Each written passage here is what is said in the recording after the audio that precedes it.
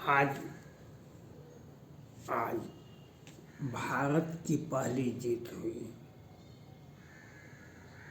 आज भारत की पहली जीत हुई। आपने को ज्ञातव्य होगा, पाकिस्तान में हमारे कई एक जवानों को फांसी दे दिया।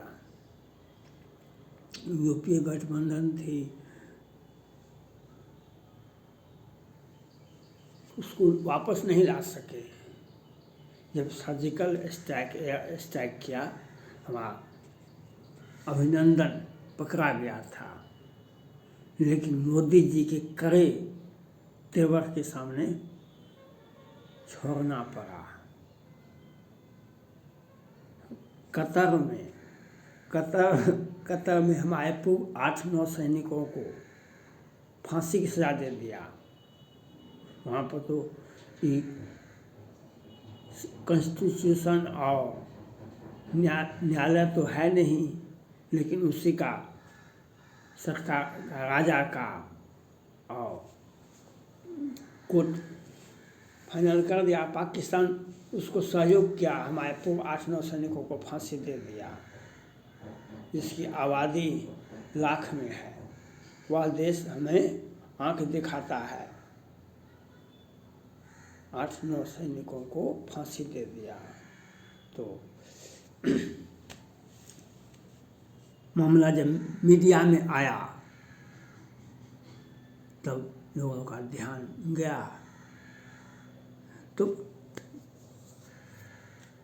पहले तो अस्वीकार कर दिया, केस भी नहीं दायर कर रहा था। तो मीडिया वालों ने, प्रधानमंत्री जी ने उसे समझाया, और समझाने की कोई आवश्यक, समझाया भी नहीं गया। उससे व्यापार बंद कर दो, किसी गिराने से उससे व्यापार बंद कर दो। व्यापार बंद कर दिया गया। अब आप तेल खाएंगे नहीं ना, आप तेल नहीं खा सकेंगे। आपके घर में अगर तेल उपजता है, आपके यहाँ खान है, तेल नहीं खा सकते, तो तेल तभी कम आएगा कि वह तेल बिकेगा। और भारत जैसे देश तेल खरीदेगा, पैसा आएगा, तो पैसा आप खाएंगे। तो मोदी जी ने भी कड़ा एक्शन लिया। कोई देश ऐसा नहीं है जो उसका ये कई $1 मिलियन प्रत्येक मंथ, प्रत्येक वर्ष देता रहे। ऐसा कोई देश नहीं है विश्व में। भारत में कितना तेल गैस खरीदता है, क्या तो है। तो अब कतर पर दबाव बन गया। बीच में और बात हुई, हमास और इजराइल, हमास संगठन, पाकिस्तान संगठन, बांग्लादेश संगठन, कतर संगठन, हिजबुल्लाह संगठन, हमास संगठन, हुती संगठन, जितने भी विश्व के चाइनीज संगठन, सारे के सारे ने मिल करके इजराइल को नामो निशान मिटाने पड़े। यहूदियों को, क्रिश्चियन को हम मिटा देंगे। लेकिन इजराइल भारत का दोस्त निकला। बहुत पहले से मोदी जी की यात्रा भी, एक छोटा सा देश है, और उस पर जब हमला हुआ तो भारत ने पहले प्रतिक्रिया दी, और अमेरिका, ब्रिटेन, फ्रांस ने तो दौड़ करके अपना बम वर्षक उतार दिया। अमेरिका के राष्ट्रपति जो बाइडेन साहब तुरंत वहाँ पहुँच गए, कहा कि अंतिम सांस तक हम साथ देंगे। तो सारा का सारा योजनाएं फेल हो गई। सारा का सारा योजना जो विश्व में आतंकवाद को प्रोटेक्शन दे रहे थे, चाइना भी उसमें था, पाकिस्तान भी उसमें था, हमास, हिजबुल्लाह, हुती, जितने भी विश्व के जितने भी संगठन थे, तो इजराइल को के 2000 लोग मारे गए, 3000 लोग मारे गए, सैनिक मारे गए, 200-500 का अपहरण हुआ, 1000 का अपन हुआ, 2000 लोग मारे गए, 5000 लोग मारा। लेकिन हमास का तो 50,000 मर गया, हमास का तो 50,000 मर गया, और घर भी तबाह हो गया, घायल भी हो गए। इसलिए इस्लाम विश्व का सबसे अच्छा धर्म है। कुरान को पढ़िए, आप जितना आप पढ़िए उसका अर्थ आप नहीं समझ पाइएगा। वह रामचरितमानस या कुरान, बाइबल को जीसस क्राइस्ट ने लिखा है। हम इस्लाम कुरान को मोहम्मद पैगंबर साहब लिखे हैं, और रामायण को, विनय पत्रिका को भगवान राम लिखे हैं। आपको आपके दर्शन, आपके भगवान आपको उसी ग्रंथ में ही है, उसी ग्रंथ में है। लेकिन इस्लाम के नाम पर आप हमास संगठन बना दिए, आप दुनिया को तंग और तबाह करने का काम किए। उससे क्या होगा? हमारे भी तो भगवान हैं। तो आपने हमास संगठन ने इजराइल को नेस्तनाबूद करने का, बर्बाद करने का काम किया। भारत ने बचाया, अमेरिका ने बचाया, वह उठ के खड़ा हो गया। इजराइल भी, उसका भी हथियार विश्व में कई देशों के पास में नहीं है, उसके बराबर का हथियार। वह उठ के वह तो उसे गिर पड़ा था, वह तो बर्बाद हो गया था। लेकिन अमेरिका, भारत के सहयोग से वह उठ के खड़ा हो गया। आज इजराइल ने भारत पर 70,000 करोड़ का निवेश किया है, एक कंपनी है, और भारत से लाखों लोगों को रोजगार देने के लिए भी ले जा रहा है इजराइल।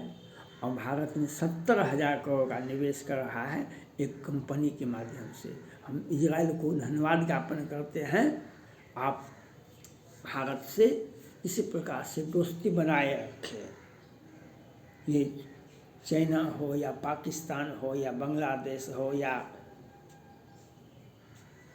ये मालदीव हो, अब भारत के प्रधानमंत्री को चाहिए छोटे छोटे देश मत जाए।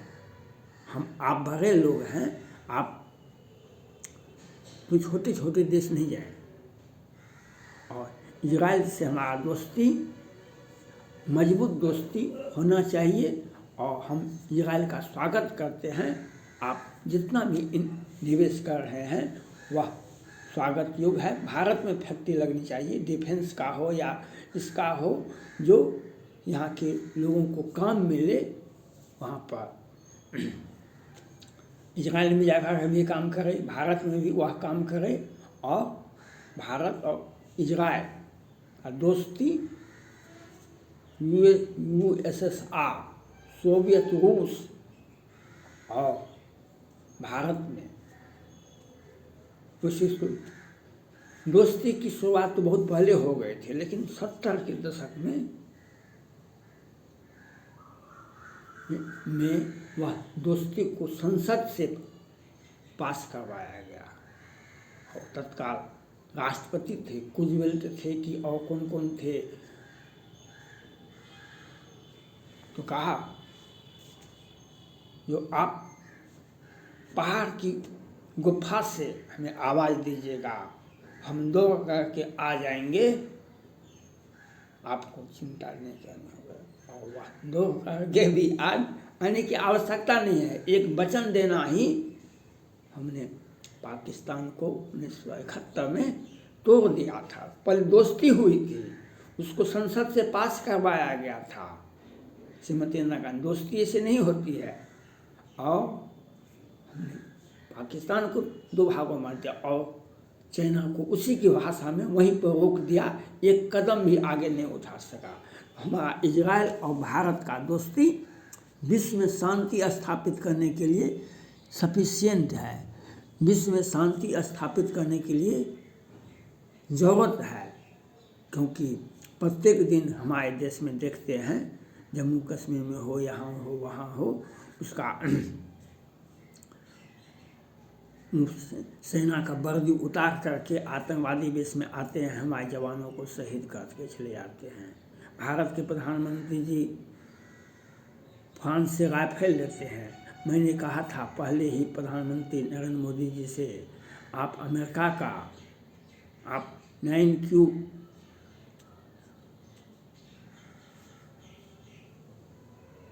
लिए, लेकिन हम उससे खुश नहीं हैं। आपको 52 बम वर्षक, 35 F बम वर्षक, 21 बम वर्षक खरीदने के लिए हमने कहा है आपको ये खरीदना पड़ेगा, नहीं तो पाकिस्तान आ करके हमें घर में घुस करके मार के चला जाता है। वह मारेगा, ठीक है, आप कितनों भी आप अलर्ट रहेंगे तो आपको जो चाहेगा मारने के लिए मार सकता है। भारत में 2 प्रधानमंत्री की हत्या हुई थी, इंदिरा गांधी की भी, राजीव गांधी की, अमेरिका के 2-3 राष्ट्रपति की हत्या हुई। यह होता है, हो सकता है। जापान के प्रधानमंत्री की हत्या हो गई थी, ये हो सकता है। लेकिन अगर हमारे पास 52 बम वर्षक, 35 F बम वर्षक, 21 बम वर्षक रहेगा तो हम भी दिन के उजाले में जा कर के उसके देश पर बम गिरा देंगे। वह हमें 5 आदमी को मारेगा, हम उसके 50,000 लोगों को मार देंगे। वही भाषा है। अगर इजराइल के साथ अगर भारत नहीं रहता, अमेरिका नहीं आता, इजराइल को तो बर्बाद कर दिया गया था, वह उठ के खड़ा नहीं हो सकता था। लेकिन जब अमेरिका भारत दौड़ा, वह उठ के खड़ा हो गया और आज हमास को समझौता करना पड़ा, कतर को समझौता करना पड़ा। और उसी हमास को चित करने से, हमास को बर्बाद कर देने से, हिजबुल्लाह को बर्बाद कर देने से कतर ने हमारे पूर्व 8-9 सैनिकों को छोड़ दिया है। एक सैनिक अभी भी हमारा उसमें बंदी है। प्रधानमंत्री नरेंद्र मोदी जी से अपील है, ये एक सैनिक क्यों छूटा है? वही तो दोषी है। ऐसा नियम नहीं है। कहीं भी आपको काम करने के लिए हमको इजाज़त मिला है, पास मिला है, हमको काम करने का ऑर्डर मिला है किसी कंपनी से, हम दोषी कैसे हो गए? आपको सीधा भाषा में यह बोलना पड़ेगा, हम आपको काहे बुलाए हमको काम करने के लिए? हम वैसे तो नहीं चलेगा, वह अपना देश नहीं था, आपने हमको समझौता के तहत हमको रखा, तो हमारा कर्मचारी या हमारा पूर्ण नौसैनिक जो भी है वह दोषी नहीं होता है। आपको हमको काम नहीं लेना है, हमको ऑर्डर दे दीजिएगा, आप जाइए अपने देश। ये तो सरासर अन्याय था। भारत को नीचा दिखाने के लिए हमारे पूर्व 8-9 सैनिकों को फांसी दिया गया था। आपको हमसे काम नहीं लेना है, आप हमको गो बैक कर दीजिए। यह एक सैनिक हमारा अभी भी कतर के पास में है। मैं प्रधानमंत्री नरेंद्र मोदी जी से अपील करना चाहता हूँ, उसे तत्काल बाइज्जत भारत लाने का प्रयास करें, क्योंकि वह अभी तक कतर सीधा नहीं हुआ है। कोई भी अगर हमें कोई अभी इजराइल में ले गया भारत को, बहुत सारे लोगों को ले जा रहा है, वहाँ पर हम अपराध कैसे करेंगे? अपराध करेंगे, कोई काम गलत करेंगे तो हमको वापस कर देगा, हमको फांसी कैसे दे देगा, हमको जेल कैसे दे देगा? अगर जेल देता है, कुछ करता है, फांसी देता है, ये भारत का अपमान है, एग्रीमेंट का उल्लंघन है। एग्रीमेंट का उल्लंघन है, भारत का अपमान है। छोटे व्यक्ति को आप फांसी दे सकते हैं, छोटे व्यक्ति को आप जेल दे सकते हैं, छोटे व्यक्ति को बड़े व्यक्ति के सामने अमेरिका किसी नागरिक को, किसी सैनिकों को फांसी दे के देखा। सोचे भी इजराइल की, ये हमास या कतर या चाइना या पाकिस्तान दिन के उजाले में उस पर बम गिरा देगा। इसलिए हम प्रधानमंत्री नरेंद्र मोदी जी से अपील करना चाहते हैं, कतर में जो हमारा एक सैनिक छूटा हुआ है उसको वापस लाइए, बाइज्जत वापस लाइए। और इजराइल और भारत में जो दोस्ती है वह एक मजबूत बुनियाद में, हम इजराइल को बधाई देना चाहते हैं। 17,000 करोड़ का आपने निवेश किए हैं, वह बधाई हो। भारत और इजराइल का एक मजबूत दोस्ती भिलाई की इस्पात से भी मजबूत होनी चाहिए। थैंक्स।